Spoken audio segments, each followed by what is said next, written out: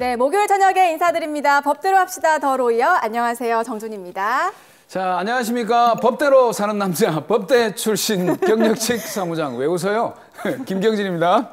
자, 저희가 그동안 5회까지 오면서 이혼, 성본 변경, 부동산, 다양한 법적 분쟁을 다뤄봤는데요. 오늘 또 어떤 사건 정리 오셨는지 잠시 후에 알아보도록 하고요.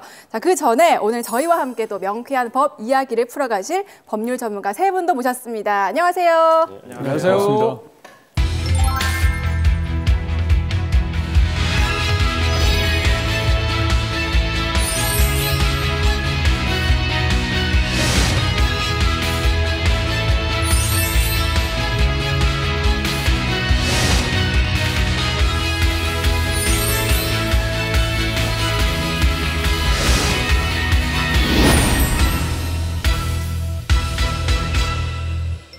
네, 법대로 합시다. 더 로이어. 오늘도 알아두면 생활에 도움이 되는 법 이야기 이어가 볼까 합니다. 어제 제가 기사를 보니까요. 코로나로 인해서 신조어들이 또 굉장히 많이 생겼더라고요. 신조어요? 네, 언택트 이런 건 아시잖아요. 그건 알죠. 사무장님 혹시 코비디보스라는 말 들어보셨습니까? 코비디보스. 네. 들어보지는 못했는데 추측은 코비디보스. 가능합니다. 추측. 네, 그러니까 예. 코비드니까 코로나, 예. 디보스는 이혼이니까 코로나 때문에 이혼? 이런 거 아닐까요? 역시 우리 똑똑한 사무장님이신데 맞습니다. 코로나와 이혼을 결합한 신조어가 바로 코비디보스라고 하는데요. 코로나로 집에 있는 시간이 많아지면서 한국가정법률상담소에 이혼 상담을 요청하는 사례가 크게 늘고 있다고 합니다. 이게 수치를 보면요. 지난해 면접 상담 건수가 14,500건 정도가 되는데 그중 이혼 상담이 4,239건으로 29%를 차지를 했다고 합니다. 자, 박보영 변호사님, 실제 변호사 사무실에 이혼 상담을 하러 오시는 분들이 많으신가요? 어떻습니까? 네, 그렇습니다. 네. 작년 초부터 코로나 사태 때문인지 재택근무가 늘어나고 사회적 거리두기 단계가 격상이 됨으로 인해서 야외 활동을 못 하시잖아요. 그러면서 네. 이제 집에서 부부가 함께 있는 시간이 굉장히 많아지다 보니 그동안은 그냥 넘어갈 수 있었던 문제도 이제 그게 시비가 돼서 싸움을 많이 하시더라고요. 그래서 그런 이유 때문에 상담을 굉장히 많이 오시는데 일반적으로 코로나19 사태 이전에는 부정행위나 폭언, 폭행 등으로 이런 이혼을 하겠다는 사유가 많았어요. 근데 코로나 이후에는 성격이나 생활 습관의 차이로 이제 이혼 상담을 하는 경우가 굉장히 많아서 실질적으로 코비디보스라는 말이 실감케 되는 상황입니다. 안 그래도 이제 저희들이 준비한 첫 번째 사건도 보면요. 부부가 이혼을 하면서 여러 가지 생기는 갈등들이 주제가 되는데요. 과연 어떤 일들이 생기는지 화면으로 보시죠.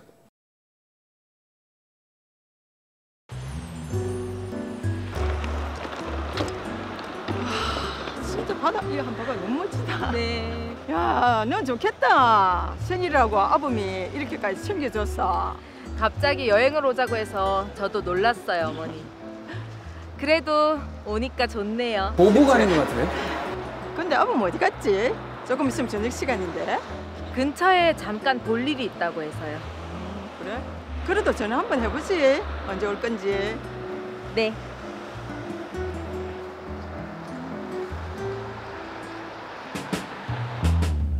자기 진짜 배짱도 좋아. 너희 가족들까지 데리고 따라와. 그럼 어떡해? 휴가 간 자기가 너무 보고 싶은데. 정말 강큰 남자네. 전화나 좀 받아. 아까부터 울리는데 신경 쓰여.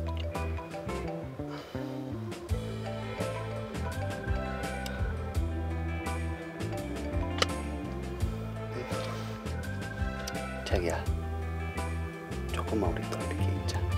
윙크.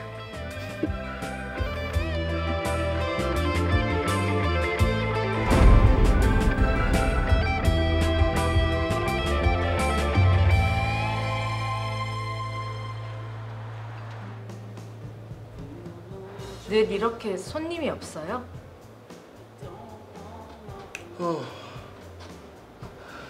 안 그래도 말하려고 했었는데 여기 팔려고 내놨다.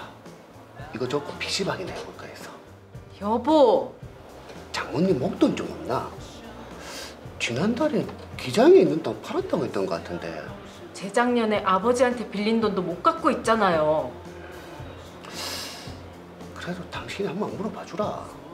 요즘은 대출도 안 나와. 남편이 여기저기서 돈을 많이 빌렸네요. 그이가 커피숍 접고 PC방 차리고 싶대요. 뭐? 나 이제 돈 없다. 볼링장, 노래방, 조개구이집, 커피숍 다 내 돈. 너희 신우돈 들어가는 거 알지? 거기다 내 집에서 살고 있잖아. 면목 없어요, 어머니. 아이고, 내 아들이지만 나도 허리가 흰다. 이럴 때 사돈이 돈 좀 있으면 얼마나 좋아. 사위도 팍팍 밀어주고. 사업자금 대부분이 시댁 돈인가 보네요. 이민정 씨 계세요?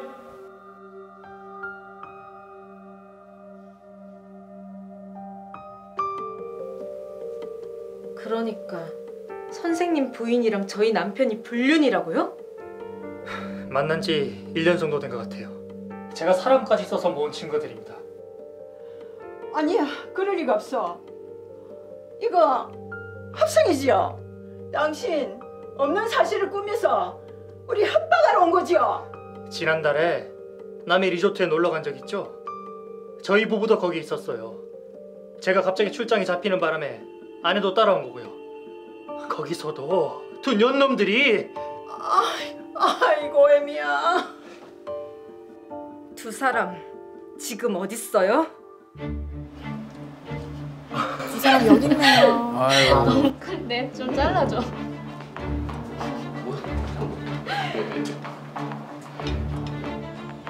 여보. 귀신이라도 봤어? 왜 그렇게 놀래? 둘이 오늘 기념일인가 봐? 무슨 소리예요? 거래처 사장님인데 밥 한 번 먹자고 해서. 뭐? 따라와. 여기서 쪽팔리기 싫으면. 현장을 잡았죠. 여보, 오해야. 당신 생각은 그런 거 아니야. 당신 내 미행했나? 지난달에 남해 간 거 저 여자 만나러 간 거야? 내 생일 때문이 아니고? 뭐? 당신 어떻게 나한테 그럴 수가 있어? 쪽팔리게 이게 뭐고, 씨. 집에 가서 얘기해도 되잖아. 우리 이혼해. 이렇게는 못 살겠어.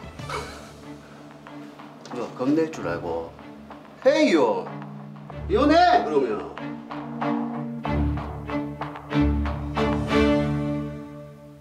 엄마. 위자료 들어왔어.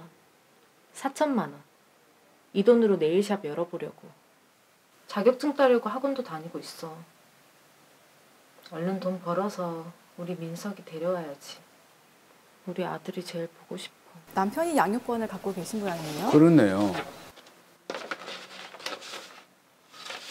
법원?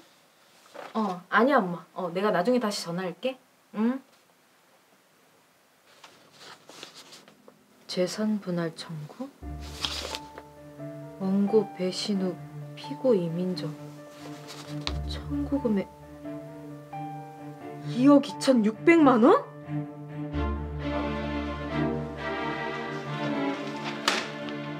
이거 뭐예요? 내가 왜 당신 빚을 갚아야 돼? 이혼까지 했는데? 이 빚 애비 혼자 먹고 산다고 생긴 거니? 처자식 부양한다고 생긴 거 아니냐? 기왕 이혼한 김에 부채도 같이 정리해야지. 어때? 이혼하면 잘못돼서 빚더미 올라선 기분이. 그러게 왜 쉽게 이혼하자 그랬냐? 뭐가 득이고 실인지 따져봤어야지. 내가 그 돈을 왜 갚아야 되냐고. 생활비 말고는 구경도 못한 돈인데. 결혼 한 번 잘못한 것도 억울한데 이혼했다고 빚까지 져야 해. 내가 왜? 억울하면 맞고서 하시던가. 가요 엄마.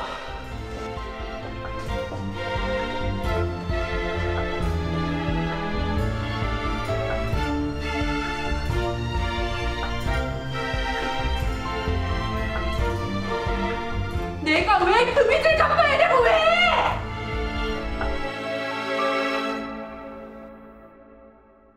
네, 자, 결혼 한번 잘못한 것도 억울한데 이혼하면서 어마어마한 빚까지 생기게 됐네요. 너무 억울할 것 같아요. 그렇습니다. 이 말이 딱 이제 적반하장이라는 얘기가 딱 어울리는 것 같은데 예. 사건을 정리해 보면 이민정 씨는 이혼하기 전에 시부모님 댁에서 함께 살고 있었습니다. 그러니까 매달 들어오는 200만 원을 가지고 생활을 하고 아이도 키우고 시댁 살림까지 도맡아 했죠. 네.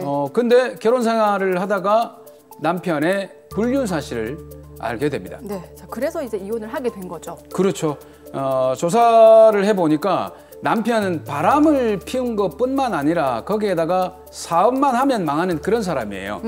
카페도 했다가 망하고 볼링장 했다가 또 화면에 보면 PC방으로 또 옮긴다고. 아이고. 그러니까 이렇게 사업을 늘 실패를 하는 데다가 거기에 또 더 나쁜 것은 폭언이나 폭력적인 행위까지도 스스럼없이 한다고 하니까 참 나빠도 이렇게 나쁠 수 있나 정도까지 간 것 같습니다. 네. 그래서 민정 씨가 이혼을 하게 되고 위자료 4천만 원을 받고 서로 갈라서게 됩니다. 네. 자, 저희가 그 2회 때 이혼 얘기 다뤘었는데 그때 배웠잖아요. 이혼은 그간의 생활을 정산하는 과정이다. 그렇죠. 아까 그 화면에서 보니까 남편이 민정 씨에게 재산 분할을 이제 청구를 했더라고요. 혼인 파탕에 책임이 있는 배우자는 이혼을 먼저 청구를 할 수 없는 걸로 알고 있는데 재산 분할 청구는 가능한 건가요, 변호사님? 네, 대부분 이혼, 그 위자료, 재산 분할이 하나의 사건으로 진행이 되고 있어서 이제 같은 사건으로 보는 경우가 많은데 실질적으로는 여러 가지 사건들이 병합돼서 진행되는 경우입니다. 네. 그래서 화면에서 보셨듯이 민정 씨가 협의 이혼을 했는지 재판상 이혼을 했는지 명확하진 않지만 이혼은 하셨고요. 그리고 위자료로 4천만 원을 받으셨고 양육권은 아마 남편이 가지고 있는 것으로 보입니다. 네. 그래서 재산 분할은 이렇게 이혼을 한 날로부터 2년 이내에 다시 청구를 할 수 있는데요. 유책주의를 택하고 있는 우리 법제상 유책 배우자인 남편이 먼저 이혼 청구를 할 수 없지만 네. 바람을 피운 배우자라고 하더라도 혼인 중에 형성된 실질적인 부부 공동재산에 대해서는 각자의 기여도를 기준으로 재산 분할 청구가 가능합니다. 쉽게 말해서 재산 분할은 원래 자기 몫을 가져가는 것이기 때문에 네. 혼인 파탄의 기책사유와는 무관하다는 것이죠. 야, 이게 이제 상식적으로 보면 잘못한 사람도 재산 분할을 청구할 수 있다니까 좀 억울하긴 한 것 같은데 드라마의 사례를 보면 재산을 분할하는 게 아니라 빚을 분할을 하자라는 그런 얘기인 것 같은데 보면 뭐 사업을 운영하다가 진 빚이 합계 금액이 4억 5천만 원 정도가 됩니다. 네. 근데 이 금액도 보면 시부모님, 시어머님한테 또는 뭐 시누이한테 이렇게 빌렸던 그쵸, 그런 예. 금액인 것 같은데 그리고 야, 사실- 이 부채 절반을 갚아야 된다라는 게 조금 납득이 안 되는데 어떻게 갚아야 됩니까? 그리고 민정 씨가 남편이 준 생활비로만 200만 원으로만 생활을 했잖아요. 그렇죠. 그렇기 때문에 그 돈을 갚을 만한 능력도 없을 것 같은데 자, 배우자 한 사람 명의의 이런 과도한 빚도 재산 분할이 되는 건가요? 예, 사실 전업주부나 부부 일방이 각자 경제 생활을 하는 경우에 배우자의 부채를 확인하지 못하는 경우가 굉장히 많습니다. 그렇죠. 그래서 어느 날 사이가 나빠져서 이혼을 하게 됐는데 재산을 분할을 해보니 알지도 못했던 배우자의 빚을 나눠야 된다면 굉장히 큰 낭패겠죠. 부부 일방이 혼인 중에 제3자에게 채무를 부담한 경우에 그런 채무 중에 공동생활의 수반에서 발생한 채무는 나누게 되는 것이 원칙인데요. 네. 이 사안처럼 적극 재산보다 소극 재산이 많은 경우에도 재산 분할이 가능한지가 문제입니다. 아니 지금 적극 재산, 소극 재산 하는 거 보니까 재산에도 적극적인 성격의 재산이 있고 소심한 성격의 내성적이고. 내성적인 재산 이걸 좀 쉽게 좀 얘기를 좀 해주십시오. 예. 네, 쉽게 말씀드리면 적극 재산은 자기가 마음대로 쓸 수 있는 재산, 뭐 돈이나 부동산 그리고 자동차처럼 실제 소유하고 있는 재산을 말하고요. 소극 재산은 다른 사람에게 갚아야 될 돈 또는 뭐 금융기관에 빌린 대출, 개인적으로 빌린 돈 이런 내용을 말하는데 일반적으로 빚이라고 합니다. 아, 그러니까 적극 재산은 실질적인 내 돈, 뭐 자산인 거고 소극 재산은 갚아야 할 남의 돈, 빚이겠네요. 자, 그러면은 내 돈보다 갚아야 되는 빚이 많을 때 이것도 좀 나눠야 됩니까?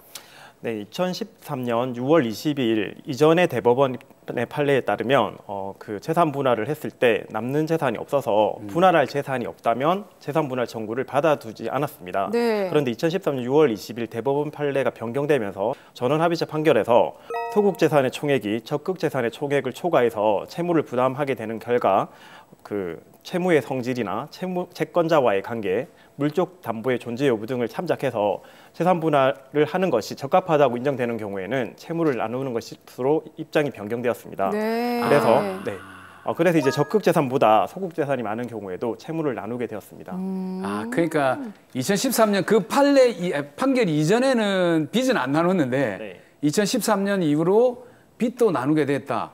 아, 그게 아니고요. 네. 2013년 이전에도 빚은 나누었습니다. 그런데 이제 플러스 재산보다 마이너스 재산이 많은 경우에는 나눌 재산이 없기 때문에 재산 분할 청구를 인정해주지 않았는데 네. 지금은 실질적으로 부부가 살면서 이 빚이 공동 생활의 수반에서 발생한 빚이라면 형평상 빚이 많더라도 서로 빚을 나누도록 한 거죠. 근데 여기 지금 재산 분할을 하고 있는데 뭐 이런 경우에는 재산 분할이 어떻게 진행이 되는 겁니까, 그러면? 네, 박 변호사님 말씀처럼 사실 채무, 즉 빚만 남은 상황에서도 빚을 분할을 해야 되느냐, 이것에 대해서 사실 대법관 사이에서도 의견이 갈렸습니다. 대법원 다수 의견에 따르면 부부의 재산을 플러스 마이너스 계산을 해보았더니 빚만 있더라 하는 경우에도 일단 그 빚을 분할하자는 겁니다. 다만 재산 분할은 단순히 혼인 중에 이룩한 재산을 청산하는 데에만 목적이 있는 것이 아니고 이혼한 이후의 생활 보정도 고려해야 된다는 것이죠. 예.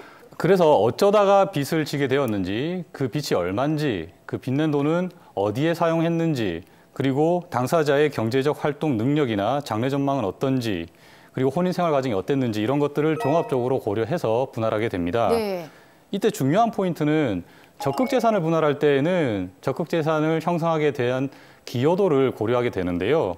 소극 재산을 분할할 때에는 이 기여도라는 것을 일률적으로 적용하는 것은 아니라는 점입니다. 네. 근데 이제 지금 드라마상에 보면은 빚을 이제 분할을 해야 되는 거잖아요. 근데 이 상황 같으면은 2억이 넘는 돈인데 이 돈을 어떻게 갚아야 되는 거예요? 결론부터 말씀드리면 갚지 않아도 될 것 같습니다. 아. 변경된 대법원 판례에 따르더라도 남편은 혼인 기간 동안 전체 채무의 규모나 내역을 전혀 와이프에게 알려주지 않았고요. 그렇죠. 독자적으로 사업을 하면서 부채가 누적된 상황이었습니다. 그리고 민정 씨는 매달 생활비만 지급받았지 남편의 사업에 전혀 관여하지도 않았었고요. 그리고 남편의 전체 채무액의 대부분이 시모나 신우에게 빌린 것이라서 실질적으로 상환을 독촉받지 않을 수도 있고 채무를 면제시켜 줄 수도 있는 상황이기 때문이죠. 네. 이런 상황에서 이제 민정 씨는 본인 앞으로 된 재산이 아무것도 없기 때문에 만약에 법원에서 남편의 빚을 나누라고 한다면 결국 채무 초과 상태가 되기 때문에 그렇죠. 변경된 판례에 따르더라도 이는 적합성이 없기 때문에 받아들이지 않을 것으로 보입니다. 아, 이제 속이 좀 시원하네. 자, 이게 이혼 소송을 하다 보면 사실 서로의 잘잘못을 따지게 되고 네가 뭐 잘못한 게 있어. 애들 밥이나 해줬어? 이러면서 막 그렇게 얘기해? 아니, 많이 봤어요. 드라마에서. 제 얘기는 아닙니다. 예, 저는 행복한데. 일단 이혼 소송 중에 가장 민감한 부분이 이제 재산 분할인데 구체적으로 이혼 후에 어떤 재산이 재산 분할의 대상이 되는 건가요? 네, 기본적으로 재산 분할의 대상은 혼인 중에 실질적으로 취득한 부부 공동재산입니다. 그래서 혼인 전부터 개인이 가지고 있거나 부모로부터 상속, 증여 또는 유증으로 취득한 재산은 부부 일방의 특유 재산으로 봐서 원칙적으로는 재산 분할의 대상이 되지 않습니다. 이때 특유 재산은 뭐냐면 부부 공동 재산으로 볼 수 없는 이제 남편이든 와이프든 각자 개인이 고유적으로 가질 수 있는 재산이라서 네. 공동 재산이 아니기 때문에 분할의 대상이 안 된다는 말이고요. 다만 특유 재산이라고 하더라도 혼인 기간이 5년 이상이고 다른 일방이 적극적으로 특유 재산의 유지나 감소를 방지시키고 증식에 협력했다면 기여도를 인정해서 재산 분할로 인정하는 것이 판례의 입장입니다. 네. 결혼 전에 남편이 해온 집이나 아니면 결혼 생활 중에 시부모님이 해준 그 증여나 상속 재산이라도 혼인 기간이 극히 짧지 않고요. 그리고 아내가 가사나 양육 등으로 이제 그 재산 유지에 협력했다면 재산 분할 대상이 된다고 볼 수 있죠. 아, 그러니까 누가 봐도 내 거인 재산이는 분명한데 이게 이제 결혼 생활을 하면서 서로가 이제 오랫동안 결혼 생활을 하면 그 기여를 하게 되니까 그렇죠. 그것도 재산 분할의 네. 대상이 된다. 그런 얘기인 것 같은데 일단 이런 거는 그렇고 만약에 그 이제 다른 사람 명의로 제3자 명의로 되어 있는 재산 이런 것도 분할이 가능한 건가요? 네네. 제3자 명의로 명의신탁된 재산이라도 부부 쌍방의 협력에 의해서 뭐 형성된 재산이다. 그렇게 입증이 되면 재산 분할 대상이 됩니다. 오. 근데 이제 또 하나 더 궁금한 게 네. 자꾸 물어보게 되는데 부동산을 만약에 일단 그 분할을 받았어요. 그렇다면 이제 소유권이 이전이 되게 되는 거기 때문에 이럴 때 세금이 문제란 말이죠. 그렇죠. 이 세금은 어떻게 되는지 좀. 네. 궁금한데요. 재산분할의 경우에 쌍방의 협력으로 실질적으로 이룩한 공동 재산을 나누는 것, 즉 자기 것을 가져가는 것이잖아요. 그렇기 때문에 현금의 경우에는 아무런 세금이 발생하지 않습니다. 그리고 이제 부동산이나 차량처럼 등록 자산인 경우에는 그 주는 사람에게는 뭐 양도소득세나 아니면 증여세가 부과되진 않고요. 받는 사람 입장에서는 이제 원래 기본 취득세가 3.5%거든요. 거기서 2% 할인된 특별세가 적용돼서 1.5%만 부담하게 되고 지방교육세 0.3% 그리고 농어촌 특별세 0.4%가 부과되고 있습니다. 참 이게 이혼도 참 결코 쉬운 과정이 아닌데 그렇죠. 이혼 후의 삶도 중요하기 때문에 재산 분할은 사실 물러설 수 없는 전쟁이라고도 합니다. 오늘 배운 게 빚도 나눌 수 있다는 게 사실이 저는 그게 굉장히 놀라운데요. 일단 안 하는 것이 또 가장 좋겠지만 피할 수 없는 분쟁이라면 또 전문가의 도움을 받아서 원만하게 해결해 보시면 어떨까 하는 생각이 듭니다. 자, 이제 두 번째 사건 만나볼게요. 자, 이번 두 번째 사건은요. 부동산 매매와 관련된 사건인데 부동산 중에서도 특히 관심 가는 아파트 매매와 관련된 사건입니다. 실제로도 이제 주변에 많은 이런 사례들이 있는데 일단 어떤 일인지 먼저 여러분들도 눈을 크게 뜨시고 화면 만나보시죠.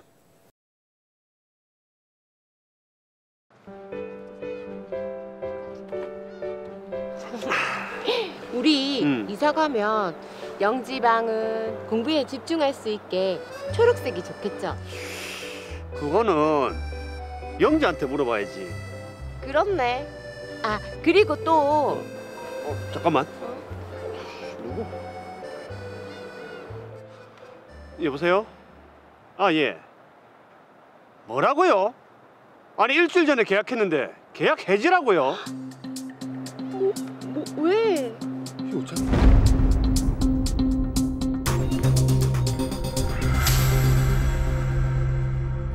자, 이제 도장 찍으시죠. 아, 네. 보자. 계약금은 1억 맞고요. 계약금 입금된 거 확인하셨죠? 네, 확인했어요. 지금 전세 살고 계시는 분 보증금이 3억이니까 그럼 2억만 더 드리면 되는 거 맞죠? 네, 맞아요.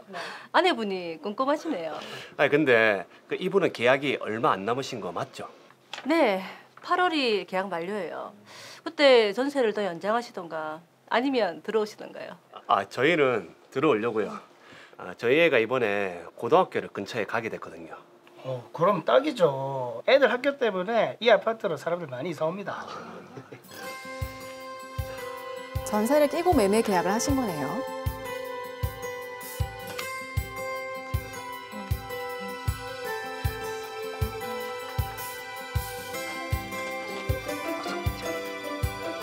저희가 잔금 준비되는 대로 바로 입금해 드리겠습니다.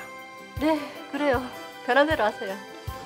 그러면 여기 특약사항에 잔금 지급일 전이라도 잔금이 마련되면 최보현 씨에게 지급한다. 이렇게 적어드리겠습니다. 네네. 최대한 빨리 보내드릴게요. 네. 잔금 지급 특약을 또 했네요. 그렇죠. 특약까지 있어요. 좋겠다.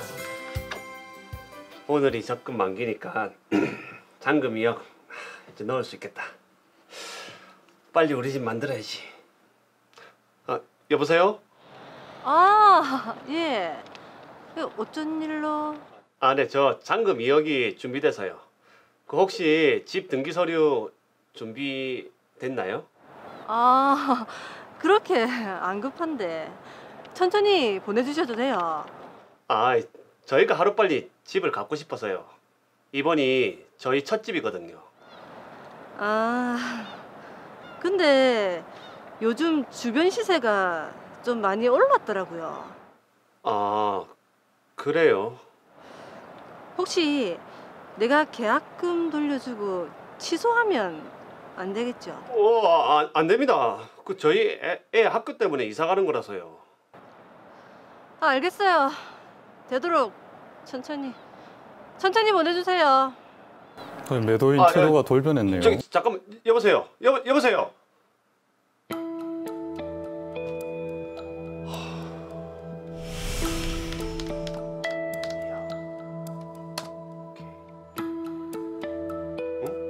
이 뭐고 이거?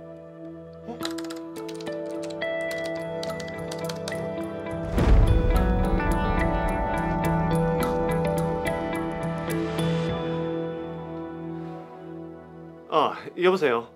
아이고, 집 진짜 잘 사신 분이네. 요즘 그 아파트 가격이 배로 올랐어요. 쌀 때 진짜 잘 사셨습니다. 네, 그런데요. 그쪽에서 그 계약 해지하겠다고 연락이 왔던데요. 아, 요즘 그 집값이 올라서 그런가 봅니다. 그러면 계약금은 2배로 돌려받았어요? 아니요. 그 계약금 얘기는 아예 없던데요. 그거는 계약서에 써져 있는 건데. 아, 그래요? 잠시만요.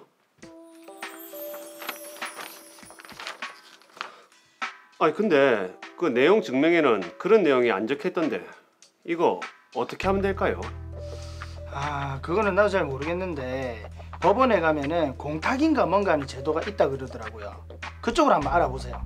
아, 공탁이요? 저는 그 길로 집주인을 피공탁자로 해가지고 1억 원을 법원에 변제 공탁했습니다.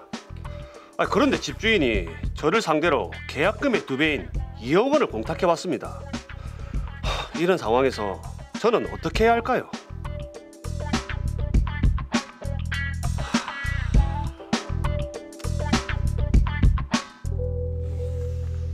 네, 자, 계약을 했는데 집값이 올랐다고 계약을 무르자고 하는 바람에 문제가 생긴 준기 씨의 사연입니다. 실제로 이런 사례들 저도 주위에서 몇 번 들었거든요. 이제 매매 계약을 하고 나서 집값이 오르니까 집을 팔려고 했던 그 집주인의 마음이 변하는 거죠. 그렇죠. 예. 근데 여기 이제 구체적인 사건으로 와서 딱 보면은 일단 주인공인 나준기 씨는 아이들 교육 문제 때문에 이사를 결정하게 되고 시가 6억 원 상당의 아파트 매매 계약을 체결합니다. 예. 근데 체결 당시에 특약 사항이 중요합니다. 잔금 지급일 이전이라도 잔금을 마련한 대로 지급하기로 그렇게 특약을 하게 됩니다. 얼마 지나지 않아서 잔금을 지급하겠다고 그렇게 얘기를 했더니 그 사이 아파트 시세가 올라서 이 매도인인 보현 씨가 계좌, 그러니까 예금 계좌의 거래를 정지시켜서 돈을 안 받겠다 그렇게 얘기를 하고 있는 겁니다. 그래서 이제 준기 씨가 공탁이라는 또 법적 조치를 취하게 되는 그런 상황이죠. 네, 자 그것만 보면 매도인의 태도 변화로 인해서 생긴 법적 분쟁인 것 같은데, 근데 이 사례의 문제가요, 부동산에 특별한 조항이 인쇄돼 있었다고 하거든요, 나 변호사님. 네, 이 부동산 매매 계약서의 부동 문자, 그러니까 처음부터 계약서에 인쇄되어 있던 문자로 네. 매도인은 매수인이 중도금을 지급하기 전까지 계약금의 배액을 반환하고 계약을 해지할 수 있다라는 조항이 인쇄되어 있었습니다. 예.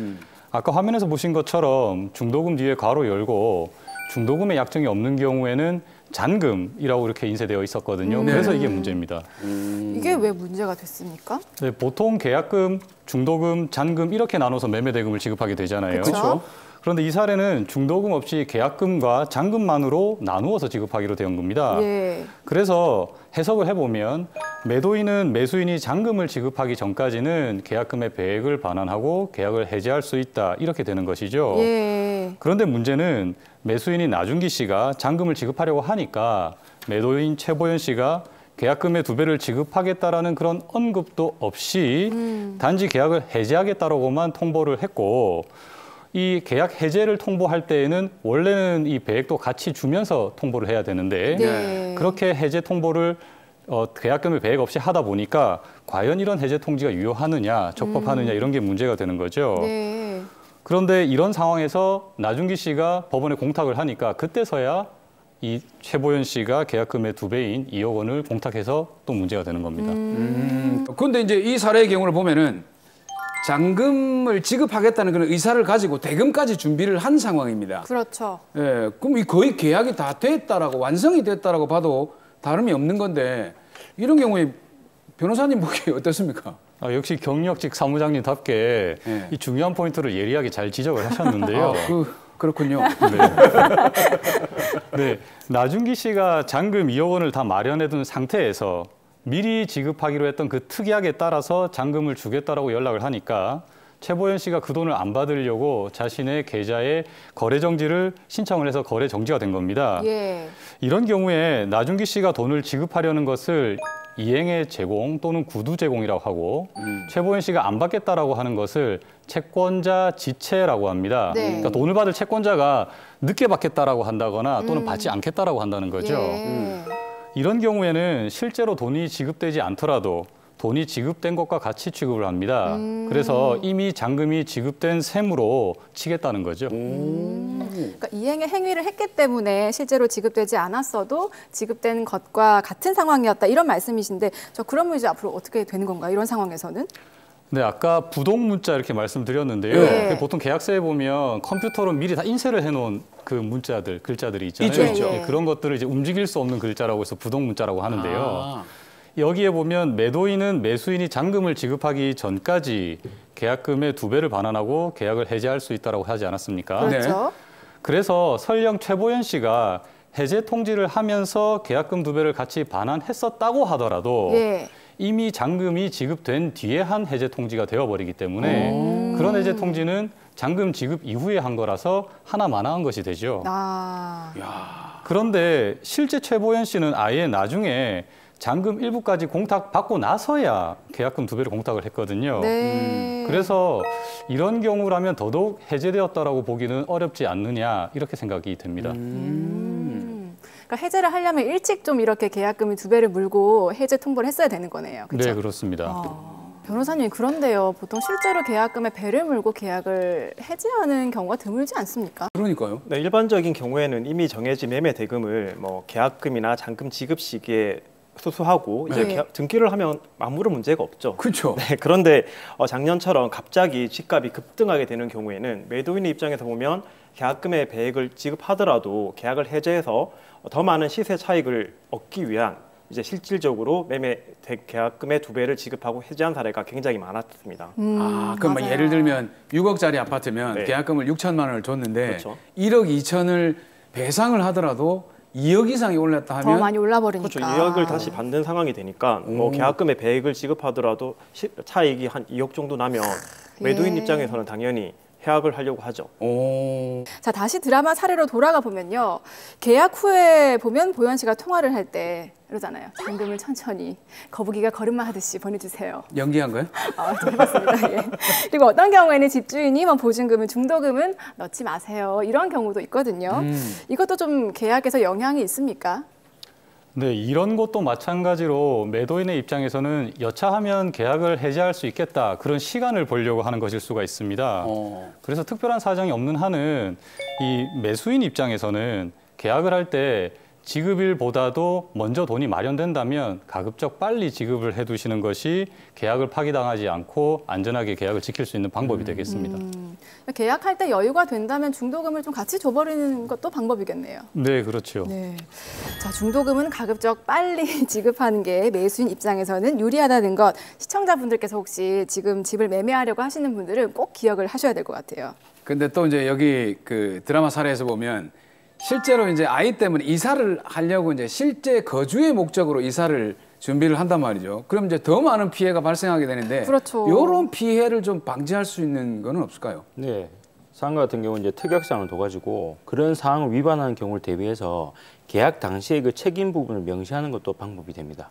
계약서상에 네, 그렇죠. 아예 그냥 만약에 이런 일이 있을 경우에는 더 높은 배상액을 정할 수도 있네요. 예, 아까 변호사님께서 말씀하신 대로 계약사항의 특약사항은 가장 우선시돼야 되는 사항들이라서 그걸 명시해 놓으면 이런 부분들을 방지를 좀 할 수가 있습니다. 그런데 말이죠. 이게 계약금하고 잔금만 있잖아요. 근데 중도금이 없어요. 근데 이게 중도금이 있고 없고의 문제가 좀 달라지나요? 어떻습니까? 네, 지금까지 논의한 것을 이제 법에서는 해약금 해제라고 합니다. 그러니까 계약금을 일종의 이제 해약을 할 수 있는 권리를 유보한 상태에서 미리 지급한 돈이라고 보고 그 돈의 배액을 상환을 하면서 해지하는 것을 이제 해약금 해제라고 하는데요. 이 해약금 해제는 이행의 착수가 있기 전까지 가능하고 이행의 착수가 있고 난 이후에는 불가능합니다. 그럼 이제 이행의 착수가 뭐냐 이런 게 이제 많이 궁금하실 텐데 대법원은 특별한 사정이 없는 한 중도금의 일부를 지급하여도 이행의 착수가 있었다고 봅니다. 그리고 앞서 말씀드린 것처럼 원래 지급하기로 한 날짜보다 먼저 중도금을 지급을 해도 그것이 적법하다라는 것이 대법원의 입장입니다. 그래서 만일 중도금 약정이 있는 경우라면 그 중도금이 준비가 되었다면 미리 지급하시는 게 좋은데요. 이때 따져보아야 될 것이 계약금 해제 통지와 이 중도금의 입금 중에서 어떤 게 더 빠르냐. 바로 이걸 따져봐야 됩니다. 중도금을 더 빨리 지급하면 해제를 할 수 없는 거네요. 그렇죠. 근데 중도금을 지급하려고 했는데 그 전에 지급을 못하던 차에 이런 통지를 받고 계약금 배액도 돌려받았다. 그러면 해제. 예, 그럼 해제가 돼버리는 거죠. 중도금 진짜 중요하네. 이게 거의 시간차. 그러니까. 굉장히 중요한데. 네. 자, 이건 저는 좀 다른 부분인데요. 혹시 저렇게 계약이 만약에 파기가 되지 않습니까? 그럼 부동산 중개인인 순덕 씨가 과연 중개 수수료를 받을 수 있을까요? 없을까요? 그러네. 역시 그 중개인까지 생각하시는 세심한 이 진행이신데. 그건 대본에 없는 건데요. 네, 보통 중개 수수료는 이제 잔금을 치르고 등기를 이전받고 난 다음에 지급하게 되는 것이 관행입니다. 그렇더라도 중간에 계약이 파기되는 경우라면 그 계약 파기 시점까지 중개인이 진행을 한 그 부분에 대해서만큼은 정산을 해서 지급해야 합니다. 그러니까 일한 만큼은 지급을 해야 된다는 얘기네. 예, 그렇습니다. 그런데 이제 문제는 얼마로 정산을 할 것인지 이런 거에 다툼이 생기거든요. 그래서 합의가 안 된다면 결국에는 법원의 판단을 받아볼 수밖에 없습니다. 네. 다만 이때 중요한 것은 이 계약 파기가 되기까지 그 중개인에게 과실이 있느냐 없느냐입니다. 그래서 과실이 없어야만 청산해서 청구를 할 수 있겠죠. 그리고 시청자 여러분들께 굉장히 중요한 팁을 하나 드리고 싶은데요. 아까 네. 전에 보면 저희가 계약금, 중도금, 잔금으로 이렇게 지급 시기를 정하는 건 최근의 트렌드는 아니라고 봅니다. 요즘에는 계약금과 잔금만 정하지 중도금은 잘 정하지 않는데 그러면 일반인 시청자 여러분들께서는 나는 계약금과 잔금 계약만 되어 있어서 중도금은 없기 때문에 계약금 배액을 주고 내가 해제당하면 어떻게 되는지 굉장히 불안해하실 수 있잖아요. 그렇죠. 네, 그런데 실질적으로 저희가 소송을 해보면 계약금과 잔금이 정해져 있더라도 잔금 중에 일부를 이제 중도금처럼 중도금이란 말을 안 하셔도 잔금 중에 일부 금액을 매도인에게 이체를 하면 네. 실질적으로 중도금으로 보고 계약의 이행에 착수를 했다고 봐서 계약금 해제를 못한다고 하는 것이 판례입니다. 잔금이 이제 중도금 역할을 하는 거네요. 굉장히 중요하네요. 왜냐하면 요즘 전부 계약금하고 잔금만 딱 이렇게 돼 있거든요. 저도 얼마 전에 집 팔았는데 그렇게 돼 있었거든요. 이게 진짜 꼭 구매를 하려면은 일단 돈을 넣어야 돼. 네, 돈을 넣어야 돼. 자, 계약을 할 때는 또 꼼꼼하게 한번 따져보시고 뭔가 함정은 없는지 생각해 보셔야 된다는 점 말씀을 드립니다. 부동산 매매 관련 또 법률 정보들 많이 얘기해 주셨는데요. 시청자 여러분들께서도 꼭 기억을 하셔서 매매하실 때 손해보지 않도록 또 챙겨보시기 바랍니다. 자, 계속해서 마지막 의뢰 사연 만나보겠습니다. 어떤 이야기인지 화면으로 보시죠.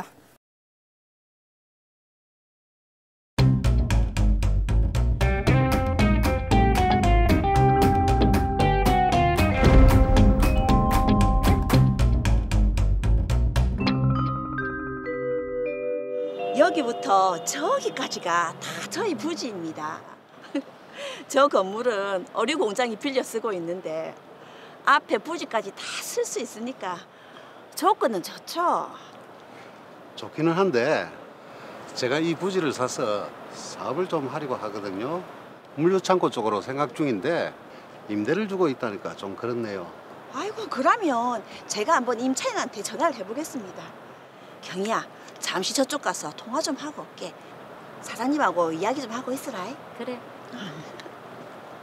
여기가 목이 너무 좋고 우리가 샀을 때보다 시세도 오르고 해서 안 팔려고 했는데 저 친구가 워낙 사정이 급해가지고. 저도 뭐 이만한 장소는 없다고 생각하는데 시세를 좀 더 주더라도 계약하고 싶어요. 아이고, 이야기 잘 끝났습니다. 계약하시면 비워주기로 했습니다. 한번 잘 생각해 보세요. 예, 알겠습니다.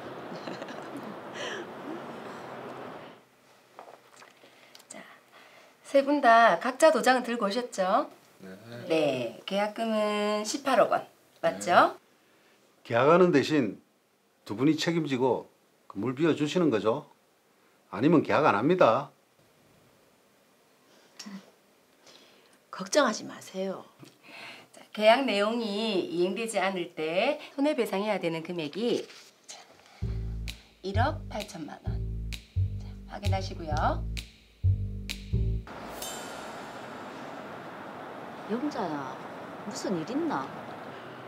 경희야, 왜 하면 좋겠노? 임차인이 비워주기로 했으면서 갑자기 임차 보증금을 5천만 원 달라네. 뭐라고? 계약할 때 보증금이 500만 원인데 너무한 거 아이가? 그건 좀 아닌 것 같은데. 아니면 못 나가겠다고 그런다. 우리가 책임지기로 했으니까 안 되면 매수인한테 1억 8천을 물리줘야 하는데 그냥 5천 주고 나가라고 하는 게 낫지 않겠나? 그래. 계약 파기하면 그게 더 손해네. 그냥 뭐 달라는 대로 주자. 그래, 알았다. 그러면 내가 일단 저쪽에 5천만 원 입금시킬게. 한 번에 5천만 원 먼저 입금합니다. 그러네.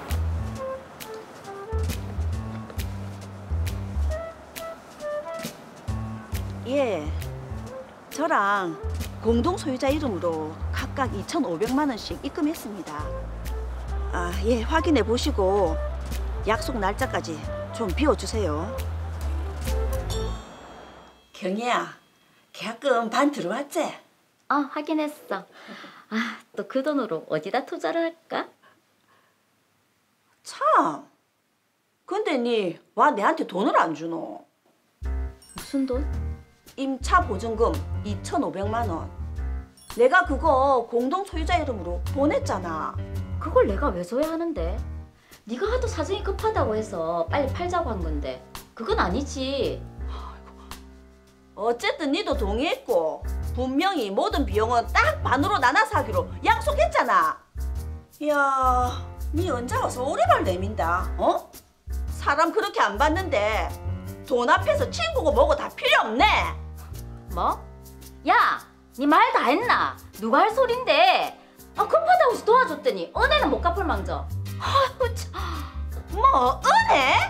은혜 같은 소리 하고 있네 뭐. 야!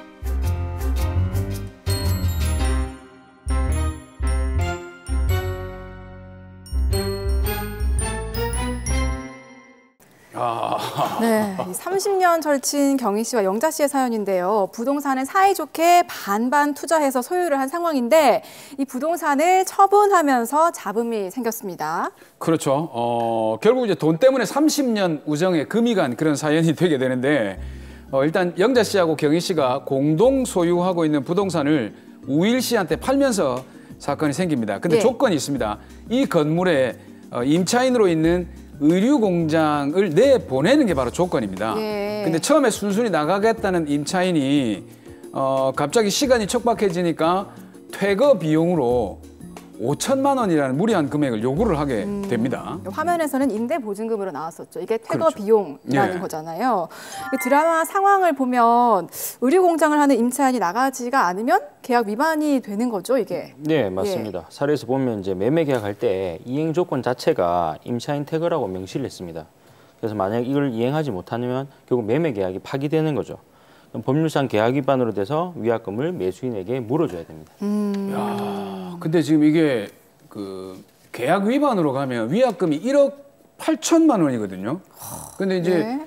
임차인에게 돈을 5천만 원 내주는 게 훨씬 이득인 상황인 건데 그래서 이제 두 공동 소유자가 얘기를 해서 영자 씨가 먼저 5천만 원을 보냈단 말이죠. 근데 그렇죠. 이제 상황이 뒤로 가니까 경희 씨가 자기가 내야 될 2,500만 원을 못 주겠다. 네. 이렇게 지금 버티고 있는 거 아닙니까? 그렇죠. 영자 씨 입장에서는 또 굉장히 황당할 것 같은데 네. 분명히 돈을 주자고 동의를 했잖아요. 그렇죠. 두 사람이 처음 부동산을 사려고 계약할 때 비용이나 수익 등을 또 반반 나눠서 하자고 했는데 이게 뭐 닭 잡아먹고 오리발 내미는 것도 아니고 영자 씨는 그럼 2,500만 원을 못 받는 겁니까? 공동 소유자 한 사람이 일방적으로 매수한 게 아니라 네. 공동 협의로 이행했고 그에 대한 증거들이 입증되고 그런 부분에 이제 인적 증거나 물적 증거가 재판부에 입증돼 가지고 충분히 받을 수 있습니다. 역시 이제 증거가 중요한데 증거. 말씀하신 인적 증거, 물적 증거 구체적으로 어떤 증거를 말씀하시는 건가요? 네.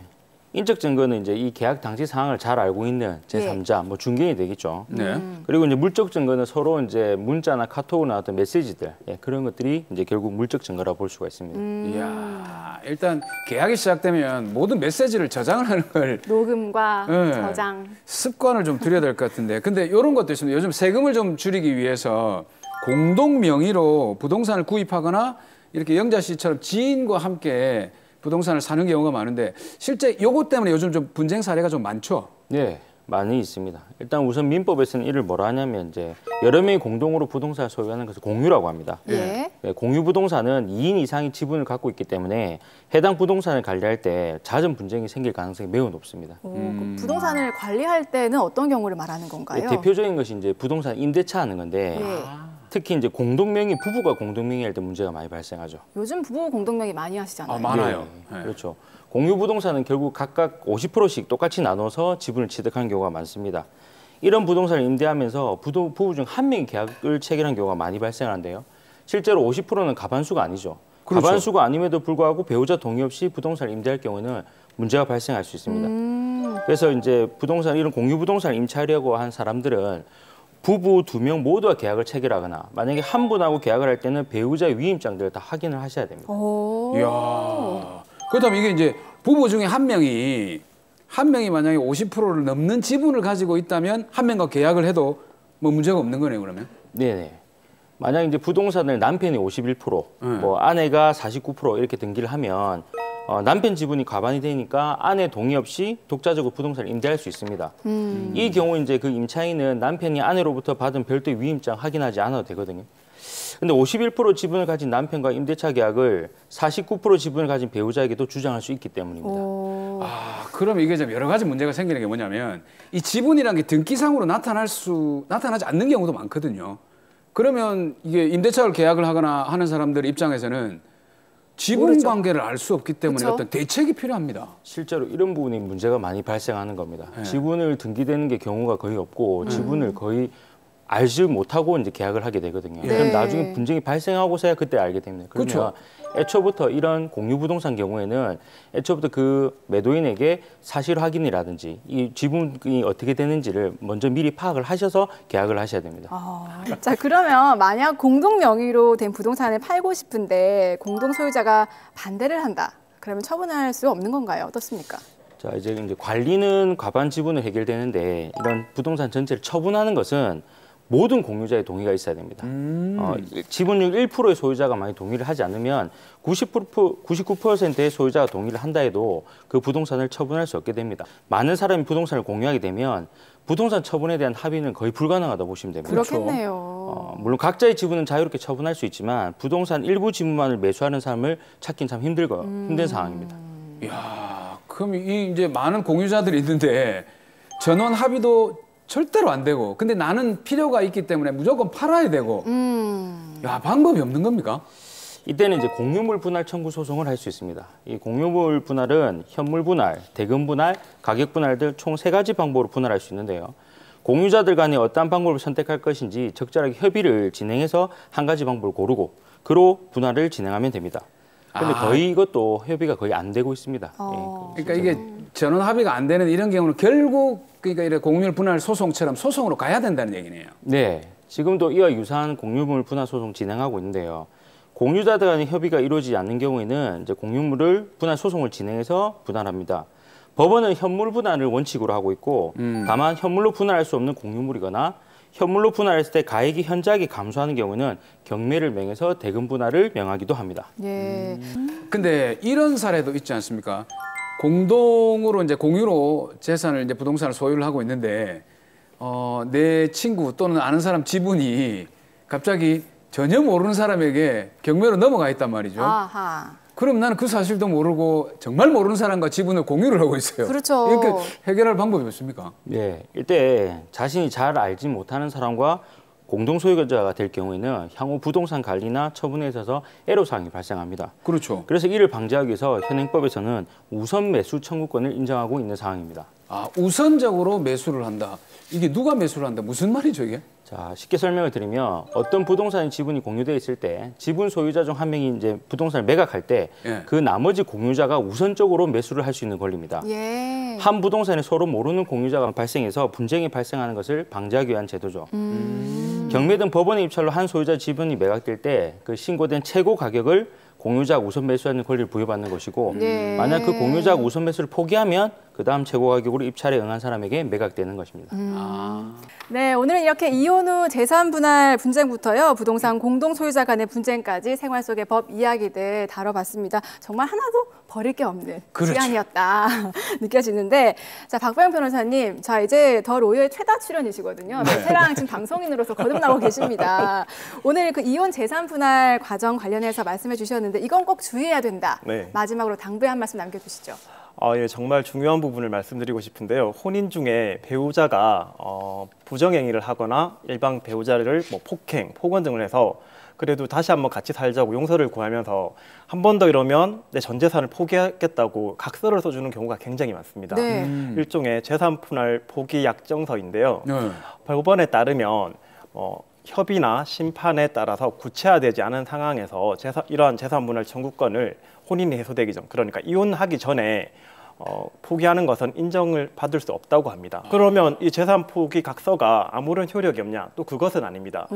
향후에 효력을 발생하기 위해서는 왜 재산 분할 포기 각서를 작성하게 되었는지 그 원인을 구체적으로 기재를 하시고 그 내용에 대해서 날짜까지 정확하게 해주시면 향후에 이혼을 할 때 유책 배우자의 유책성을 인정하는 중요한 자료를 사용할 수 있으니 굉장히 구체적으로 작성해 주시기 바랍니다. 우리 나유신 변호사님도 요에 준하는 당부사항을 말씀해 주시죠. 네. 이 계약은 지켜져야 한다라는 말이 있습니다. 이게 이제 로마법 시대 때부터 법률가들 사이에서는 꼭 지켜져야 하는 격언으로 이렇게 내려오고 있는 말인데요. 사실 부동산 거래 문제에 있어서 특히 그렇습니다. 계약이 지켜져야 하는 건 맞는데 어쩔 수 없이 파기돼야 될 상황도 반드시 겪게 되거든요. 그럴 때에는 정확한 자문을 구하고 신속하게 대응하는 것이 매도인이나 매수인 모두에게 있어서 중요하다는 말씀을 꼭 당부드리고 싶습니다. 네, 자 마지막으로 정강윤 변호사님 방점을 찍어주시죠. 네, 요즘에 공유 부동산에 대한 관심들이 많아지고 또 그런 부분에 대한 법률 분쟁이 끊이지 않고 있습니다. 공유 부동산들을 대상으로 계약을 체결하게 하기 위해서는 꼭 예상되는 법적 문제가 없는지 또 미리 확인하시고 계약을 진행하시 맞습니다. 요즘 보면 일반인분들 대상으로 공유 부동산에 대해서 잘못된 정보들도 많고 또 그걸 설명해서 주의문을 다해야 될 분들이 기망하거나 은폐해서 많은 분들이 피해를 지금 보고 있습니다. 꼭 주의하시기 부탁드립니다. 네, 오늘도 세 분께 정말 많이 배웠습니다. 감사합니다. 자, 모르는 게 약이다라는 속담이 있지만요. 모르면 여러분 저 사연의 주인공이 되실 수가 있습니다. 골치가 아플 수가 있거든요. 저희 더 로이와 함께 하시면요. 법에 대한 궁금증은 물론이고 여러 가지 소송과 분쟁, 해결 방법까지 다 속 시원하게 알 수 있으니까요. 놓치지 마시고 매주 목요일 밤 6시 50분 본방사수 해주시기 바랍니다. 네, 오늘 저희가 준비한 소식은 여기까지고요. 저희는 다음 주에 더 명쾌하고 재미있는 법 이야기로 찾아뵙도록 하겠습니다. 법대로 합시다.